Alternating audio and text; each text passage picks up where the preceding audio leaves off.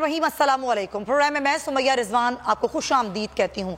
नाजरीन, सबसे पहले कोर्ट की खबर से आगाज़ करेंगे और आप देख रहे हैं कि बहुत कुछ और बहुत सारी समातें हैं जिसका अहवाल हम आज के प्रोग्राम में आपको बताएंगे, जिसमें आज बड़ी समात जो कि सुप्रीम कोर्ट में हुई, इसका फैसला महफूज किया गया है और ये कहा गया है तमाम तर सियासी जमातों को कि मुज़ाकरात किए जाएँ, मुज़ाकरात करें, लेकिन अगर मुज़ाकरात कामयाब नहीं होते तो फिर हम कोई फैसला करेंगे और 14 मई की तारीख को लेकर बैठे नहीं रहेंगे। अब इस सारी सूरत हाल में जो एक अहम रिमार्क्स है वो ये है कि हमने बहुत तहम्मुल का मुजाहरा किया और हमारी इस तहम्मुल के मुजाहरे को हमारी कमजोरी ना समझा जाए, ये अदालत ने कहा है। इस पर मैं आज के शो में बात करूंगी, लेकिन हम देख रहे हैं नाजरीन कि अदलिया के फैसले हैं, अदलिया बार बार ये कह रही है कि बैठ जाएं, बैठ के बात कर लें, मुज़ाकरात का कोई नतीजा नहीं निकल पा रहा। अलबत्ता जो पाकिस्तान तहरीक इंसाफ है और हुकूमत है वो मुसलसल एक दूसरे के आमने सामने एक दूसरे के खिलाफ बयानात देते हुए हमें नजर आते हैं। अब ये मुज़ाकरात हो पाएंगे या ये कशमकश जो है ये इसका ऊंट किस करवट बैठेगा, इस पर एक रिपोर्ट मुरतब की है मेरी टीम ने, पहले वो देखिए फिर आगे बढ़ते हैं।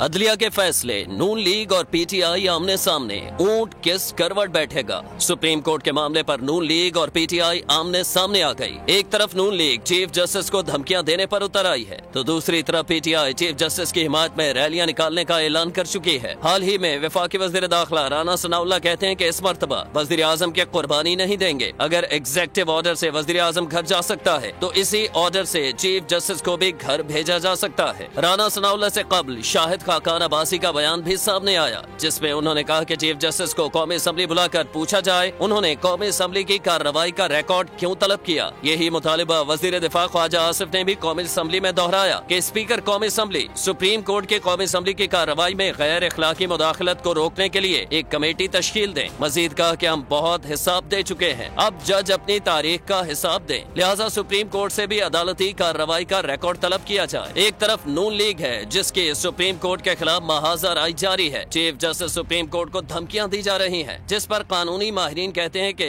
शायद धमकियां देने वाले ये नहीं जानते कि एग्जेक्टिव ऑर्डर भी सुप्रीम कोर्ट ही जारी करती है। तो दूसरी तरफ इमरान खान हैं जिन्होंने तमाम पाकिस्तानियों से चीफ जस्टिस की हिमायत में रैली निकालने की अपील की है। तो ये सारी सूरत हाल है नाजरीन, और सुप्रीम कोर्ट में जो कौमी और सूबाई असम्बलियों के इंतखाबात हैं उनको एक साथ करवाने के हवाले से दरख्वास्त पर भी समाअत आज मुकम्मल हो गई, जैसे मैंने आपको पहले बताया। और दौरान समाअत चीफ जस्टिस उमर तबंदियाल ने अपने रिमार्क्स में ये कहा कि हम इस नतीजे पर पहुंचे हैं कि मामला सियासत पर छोड़ दिया जाए।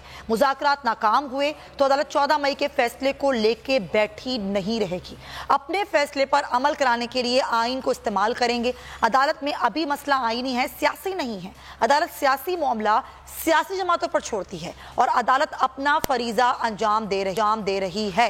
दौरान समाअत चीफ जस्टिस ने फारूक नाइक से पूछा कि ये बताइए कि IMF मुआहिदा और ट्रेड पॉलिसी की मंजूरी क्यों जरूरी है।